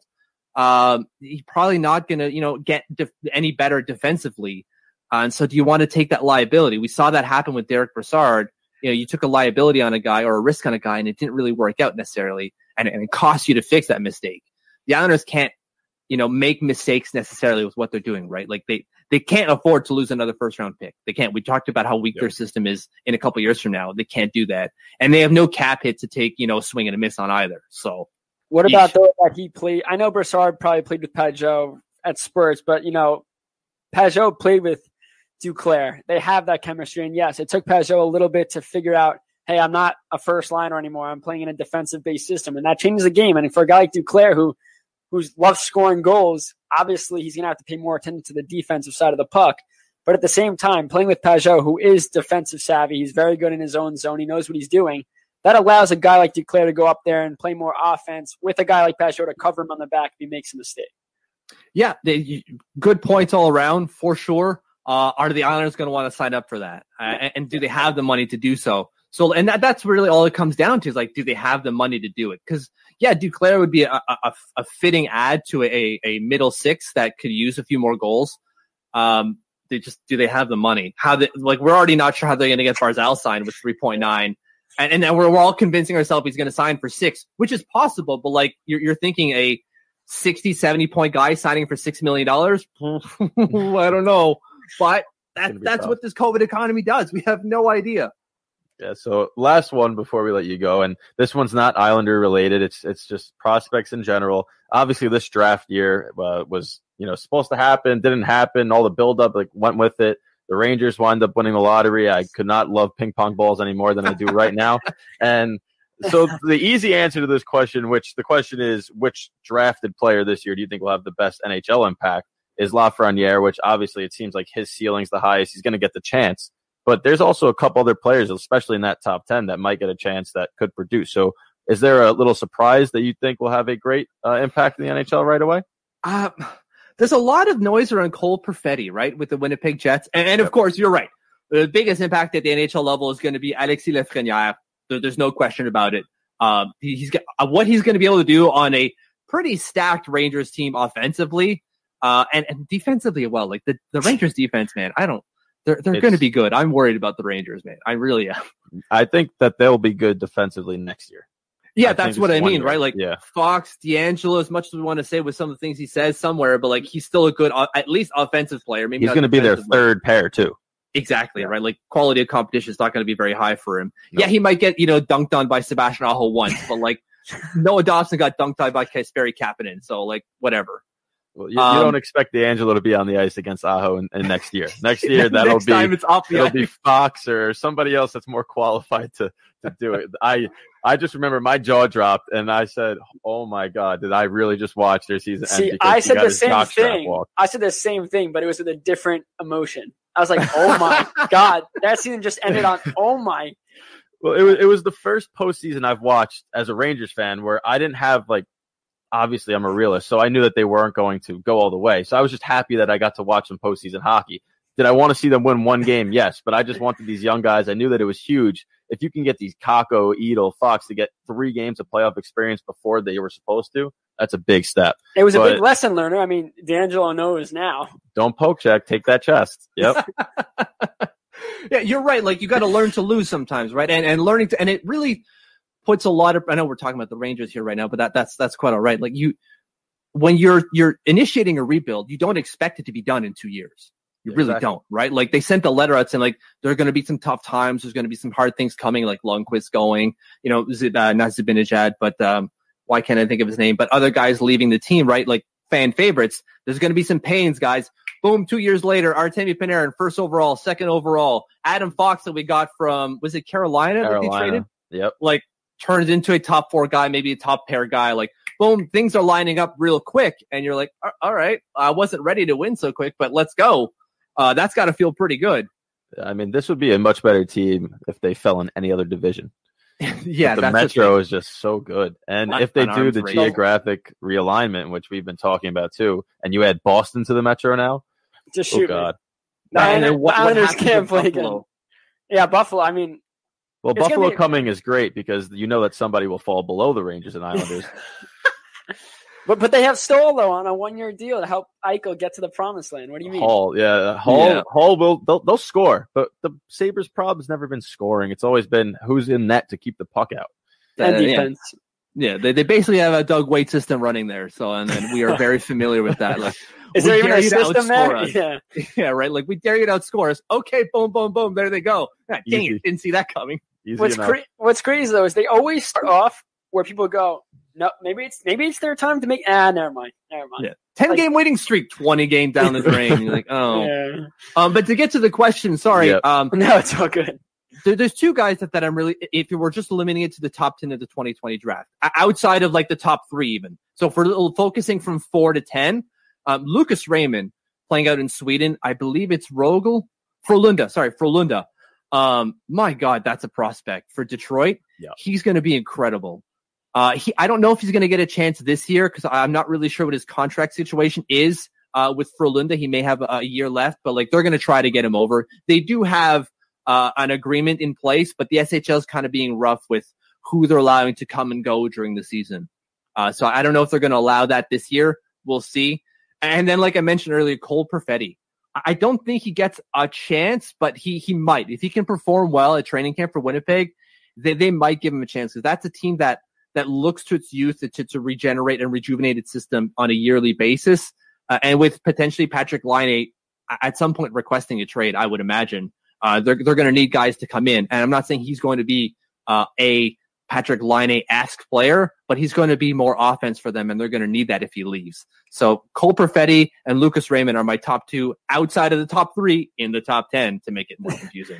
That was great. That was actually great the way you did that because I would have started spitting everywhere. But no, we talked about Perfetti on the last show, and we don't think he's going to get a chance just because their offense is very good up and down that lineup. Again, defense has been in an issue. When Bufflin left, that was a hard blow. They have an unreal goaltender in that in Hellebuck. So, yeah, but Raymond, though, when we talked about Detroit, and we talked last week about which teams had the best offseason thus far. And while we don't think Detroit's going to be a playoff team because, they're not good. They have a lot of veterans, but their prospect list is absurd. The amount of talent they're going to have, they might get back to where it's 25 years making the playoffs again. Obviously, a couple years down the road, but their talent is so good. This Detroit team is going to have a bright future. That's what Steve Yzerman does to you, right? Like he puts the work in and he puts it from the bottom up, right? Like invest in your scouting staff, find those guys. And like we talk a lot about, but like a lot of people talk about Ottawa had a great year, right? They brought in all those prospects, but there's a lot of chatter about the depth of some of those prospects. Like there's no question that Tim Stützle is going to be an okay player. Yep. And what Jake Sanderson might be okay. But these are comfort picks. Like the Ottawa Senators do not have a significant scouting staff. They don't have scouts everywhere. So their scouting network is, if you're like playing NHL 21 or something, you may have had 4 scouts. So you don't have a clear picture of everything, right? Which is what the Ottawa Senators are doing. They got some good players that everyone had a consensus would be pretty good, but it's not like they had information on other guys to kind of like change their mind or form a clear and perfect picture of what they were going to do. So while they might have some good players, they could have even had a better season. So we'll see what some of these picks that the Ottawa Senators got in that first round this year. But there are still question marks, even though they picked 3, 4, and they had the Islanders pick as well. 25 was it? Yeah, I forget already, but it was up in the first round. 28 they got, right? Because I think they've moved back or something. No, the Islanders would have been 28. Of course, that's how it works. We went to the Eastern Conference Final. I'm not used to this winning thing. I'm not used to it. No, I mean, I'm not. They have never won in my lifetime. So, right? So, to me, the one thing I'll say before we let you go is that Detroit, whether it's Ken Holland, who used to be in the front office, and now it's Steve Yzerman, somehow overseas they just find every single player that's going to wind up panning out and being this next great thing. And Lucas Raymond's probably, from all the highlight tapes that I've seen, he looks like a really, really skilled player. And even Bob McKenzie before the draft was saying that outside of Alexis Lafreniere, he could have the highest upside in this draft. So to me, that's just amazing that somehow he falls to Detroit, and now just watch what happens. Yeah, it makes their life easy, right? So their scouting staff specifically in Sweden is robust. Maybe, and when I say robust, I don't mean like they have 20 guys for every game, but like the guys that they do have working know what they're talking about, and they know what they're doing. They know what they're looking for, and just look, the results speak for themselves. So good job by them. And that's what we all aspire to, every one of our franchises. So I would hope that the Islanders can do that, but like they're spending in other directions right now that eventually, hopefully they can get to spending more on their scouting staff. Before we do let you go, one question. So you are in Ottawa.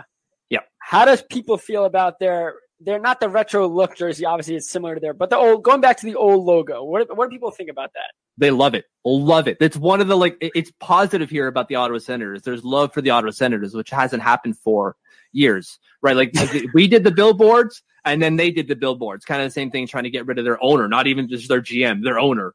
That's what their billboards were about. They love the 2D jersey because that's when the franchise came out. You remember the Daniel Alfredson, Jason Spezza, sore spot again.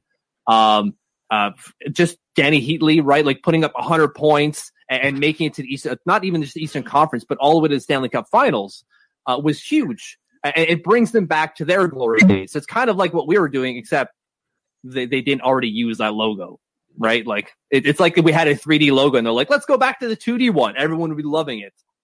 Was it 07 when Heatley had the 100? 50 and 07. 50 and 07, yeah. Right? We had a school team. We had a deck hockey league at our school. Our team was 50 and 07. That was our name. That's nice. No, it's been a while since the Ottawa Senators have been that good.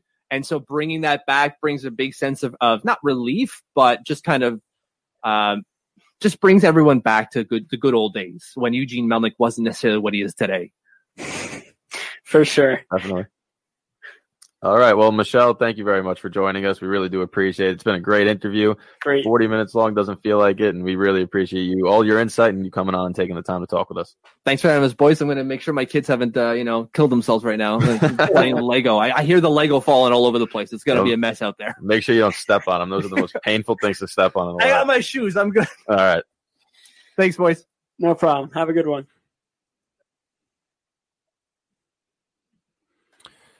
So that was Michel Anderson. Great interview. We really had a good time doing that. And I mean, he gave us a lot of insight on the Islanders prospects. He knows his hockey because he was able to transition to the Rangers, talking about prospects with the Detroit Red Wings too. And it's really exciting to see the amount of young talent that's about to be, entering this league. And it's a unique time for sure. We saw in the MLB people entering and making their debuts where it doesn't really have that same magnitude when there's no fans, but sometimes for these younger players, such as an Alexis Lafreniere with the Rangers, if there's no fans in attendance, it's almost like a junior game again, and he could just go out and play hockey.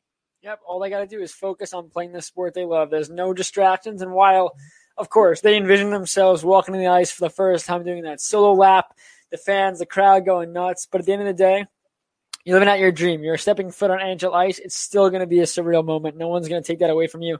And then when fans are allowed back, I guarantee he goes out there and does his lap or, does some fan thing. But it'll be exciting for sure.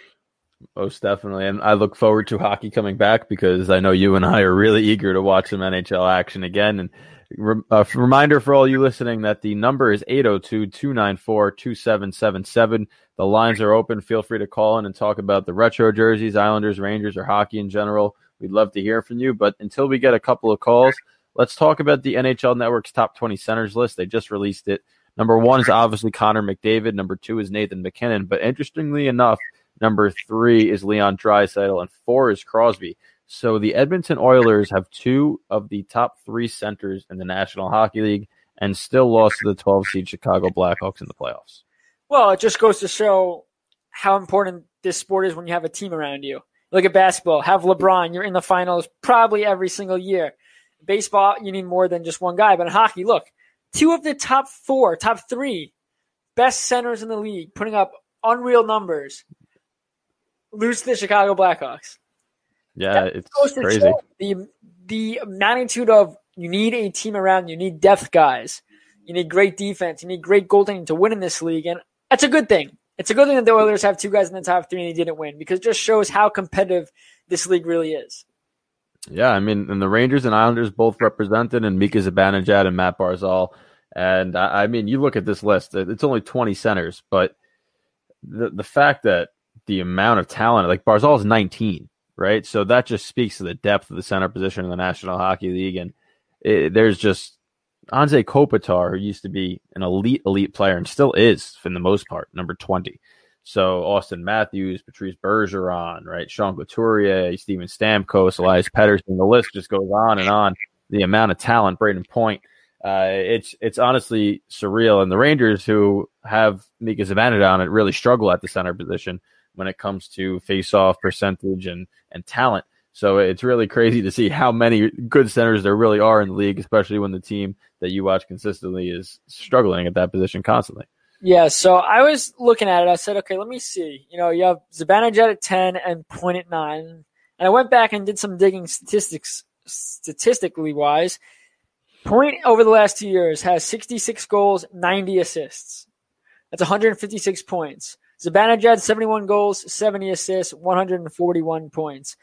And Braden Point's one of those guys that got a chance. And then obviously Stamkos going down, his playing time significantly increased. But Braden Point is so good. I mean, as an Islander fan and covering the Islanders, I watched what he can do. I watched how important he is when he's on the ice and when he's not there. And when he's not there, it's like you took a Crosby out of that lineup. I mean, you have Kucherov, Stamkos obviously was hurt, but you have Kucherov, Hedman, Cirelli, guys like that. And then you just showed how much they're not a weak team when they don't have Point, but how much weaker they got. The speed. Point is such a dynamic player, and the fact that he's on this list and he's up there, he's going to be a lot better too. He's going to get better as he gets into his prime. It's going to be exciting to see what he does. What was the point differential between the two of them? All right, so if my math's correct, it was 15 points. To me, that's absurd, and I think that speaks volumes to Zibanejad too, because Zibanejad only played 57 games last year. He was hurt, and he still scored 41. I know that he led the league in goals per game, but 15-point differential playing on a team in the Rangers 2 years ago, if that's over the last 2 seasons, that wasn't in contention at all. So, I mean, the Rangers traded Derek Brassard and a 7th for Mika Zibanejad and a 2nd, I believe, or a 3rd. And wow, what a trade that was for New York. It's one of those trades that you look back and it's just Canadian teams got to just stop doing business with the Rangers, because the other one before that was Montreal traded Ryan McDonough to the Rangers for Scott Gomez. Well, that's one of the worst trades ever. It just blows my mind that, I mean, Scott Gomez was a great player for the Devils, was a good player for the Rangers, but you could tell by the end of his Rangers tenure he was declining. And all of a sudden Montreal goes, oh, we got this good defensive prospect from Wisconsin that we're just going to give you for an aging forward, and that backfired mightily. Yeah, it's just crazy to see, but that's a huge difference. And you said Zibanejad didn't play that many games, and he's on a weaker team. I mean, you look at Tampa, and they're just stacked. You expect a guy like Point to put up significant numbers. But we talked about it, too, is Malkin's high on this list at 8. And every time we think Malkin is, all right, this might be the year where he drops off, he never does. Brandon, how many points did he have last year? He had 74 points. I think he had 29 goals. And it's just surreal, the level of production consistently. And I don't know if it's something from these Russian players, but Malkin, how he continues to produce, Ovechkin, how he continues to produce, Kuznetsov continues to produce. All these guys that come over from Russia just manage. The longevity is astounding. Yeah, I'm just thinking now, too, a guy like Kyle Connor, he plays center as well, right? And wing? Or he might be a winger, though. For them. I was going to say, I thought he played some center, but obviously Shifley's on this list, and he's a phenomenal player. But you look up and down, like you said, Islanders and Rangers both represented. I was actually interested to see that Sebastian Aho was ranked higher than John Tavares. Sebastian Aho came in at 13, John Tavares at 14. Obviously, not much of a difference there.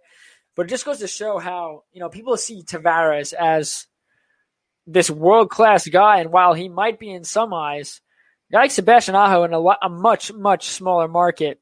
We saw what happened last year where he got his contract matched by Carolina. They really cared about him and wanted him back on the club. But a guy like Aho being ahead of Tavares probably, pisses a bunch of people off. Yeah, it does. And I still think that people are slighting Tavares a little bit, because his first year he had a career high in goals and points. And last season he still scored 26 times. He had over 60 points. But Sebastian Aho had 38 goals, so I think that's why they put him one ahead, even though he only had 66 points. So it's not like his total was through the roof either. But, I mean, when you look at both those guys, Sebastian Aho, we talked about him in the interview with Michel, how good his move was on Tony DeAngelo, how good he was in that series, him and Svechnikov. And that duo is going to be around for a long time. And, I mean, every time I think of Aho, the first thing that pops into my mind is that qualifying offer thing when Carolina went on Twitter and said, should we match this, and did a poll, because obviously they were going to match. He's a very good young player, and I think that him being 13th shows how good he is at his age, and he's only going to go higher on that list. Yeah, he is a phenomenal hockey player. I was watching the highlights during one of the commercial breaks, and he was just doing some filthy things with the puck. Another guy, too, I don't know if it's surprising on this list, is Ryan O'Reilly at 15. He's so good. He set a career high with 28 goals in 2018-19. That was his first year with the Blues. Obviously, we know how that went. But at the same time, though, do you think he's a better centerman than Stamkos, Couturier? I think he's underappreciated. He does a lot of the little things. Well, what makes him ahead of those two guys, and honestly, he could even be higher, is not necessarily offensive production, but he's a Lady Byng finalist every year. Doesn't take penalties, stays out of the box. His face-off percentage is through the roof. And defensively, he's so responsible. Now, Sean Couturier is also a Selke finalist. He's one of the better defensive forwards in the league. But at the same time, Ryan O'Reilly's been doing it consistently for upwards of 8 years, as opposed to Couturier, who took a little bit of time as he was younger. He's still a young player, and now the last couple of years has really developed and fine-tuned his defensive game. So for O'Reilly, he's been slept on. Obviously, when he was at Buffalo, he wasn't talked about as being an elite center. And then that transition to St. Louis over the last 2 years has just been phenomenal for him. Yeah, and then the NHL writers for NHL.com did a little work about who they think will be the top center in the NHL in the next 3 seasons. And while you would think obviously McDavid's going to get there, this is who they have. One writer has McDavid to be the top center. You got McKinnon, Braden Point, and Jack Eichel. They think will be in a couple of years be that top centerman. I can't see anybody passing McDavid until he's dead. I think that until he retires, I think when he calls it quits, he will still be a top 5 player in this league. I think he'll be like a Crosby, even maybe a little better with consistency. I know he's had injury issues, and hopefully if he gets that under control, he'll play for a long, long time. But we said it. Braden Point's up there. He's going to rise on this list. And while I'm an Islander fan, I cover the Islanders, Barzal is going to be a superstar. He's not a superstar yet. He will be. He's very, very young still. Can I see him in the top 10 eventually in this list? I think so. I just don't think he scores enough, which is why he's not going to be that high. But, I mean, Jack Eichel, Braden Point, McKinnon, and McDavid should be at least top 5 in the next couple of years for quite some time. The Braden Point overtaking McDavid, McKinnon, Eichel, Matthews even, I don't see that happening. Now, I'm not slighting Braden Point at all. I'm just, when you see McDavid and McKinnon play, they're head and shoulders better than everybody at the professional level, let alone at their position. So the amount of talent, how McDavid had over 90 points and was hurt for a little bit this year. You just can't stop him. If he wants to score, he's finding a way to score in that game. Now, Braden Point is exceptionally skilled, but he's fast, but he doesn't have that same stride length as a McDavid, and he's a shorter guy. So he has to work extra hard to get those same type of ice spaces that McKinnon and McDavid could slide into. So to me, if you're talking about 3 to 5 years down the road, McDavid 1 or McKinnon 1 is the safest bet there. And Eichel, honestly, every year improves, so it could be him too, especially if he winds up getting traded from Buffalo and going to a better team. That's a very good point. I mean, like you said, Tavares' first year in Toronto, he put up career numbers. Yep. That's he was the best player in the Islanders by far. He carried that team, and when he struggled, the team struggled. And then he got to a new place, obviously with significantly more weapons. But we're seeing now that, yeah, you could be a top center in this league, but it doesn't mean your team's going to win.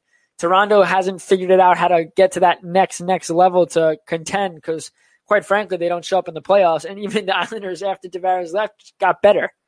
So what does that say? But like I said, McDavid and McKinnon are by far ahead of – it's just crazy. Well, we've talked about this numerous times.